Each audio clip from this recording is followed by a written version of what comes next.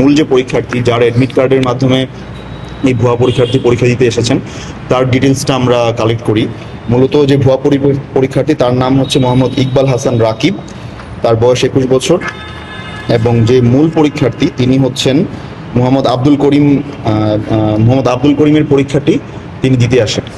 তো এই বিষয়ে যখন আমরা নিয়মিত মামলার প্রস্তুতি গ্রহণ করি এবং ইন দ্য মিন টাইম আমরা যে মূল পরীক্ষার্থী যিনি আছে তার সাথে যোগাযোগ করে তার ডিটেলস আমরা নেওয়ার চেষ্টা করি নিয়মিত মামলা দায়েরের জন্য, তখন যে ভুয়া পরীক্ষার্থী যে পালিয়ে যায় এবং যে মূল পরীক্ষার্থী তারা দুজনেই আমাদের মোবাইল কোর্টে পুনরায় উপস্থিত হন এবং উপস্থিত হয়ে ওনাদের যে অসমাপ্ত মোবাইল কোর্টটি যেটি আছে সেই মোবাইল কোর্টটি সমাপ্ত করার জন্যই আমরা এখানে এসেছি।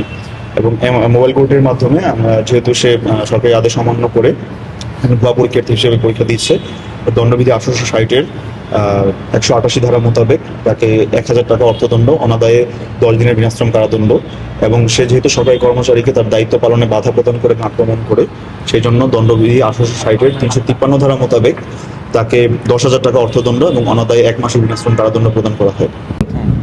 পরীক্ষা দেওয়া কয় টাকা পেয়েছে? পরীক্ষা দিয়ে কোনো টাকা পেয়ে কেন পরীক্ষা দিতে আসছে?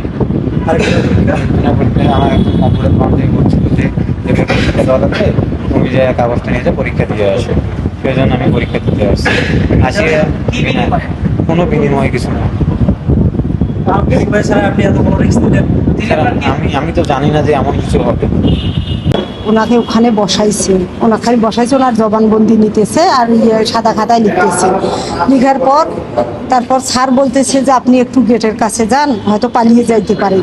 আমি গেছি অর্ধেক মানে কাছাকাছি, উনি এত জোরে যে গেছে গেটের কাছে, ওনার কলার ধরছি, আমার ধাক্কায় ফেলাই দিয়ে উনি চলে গেছে।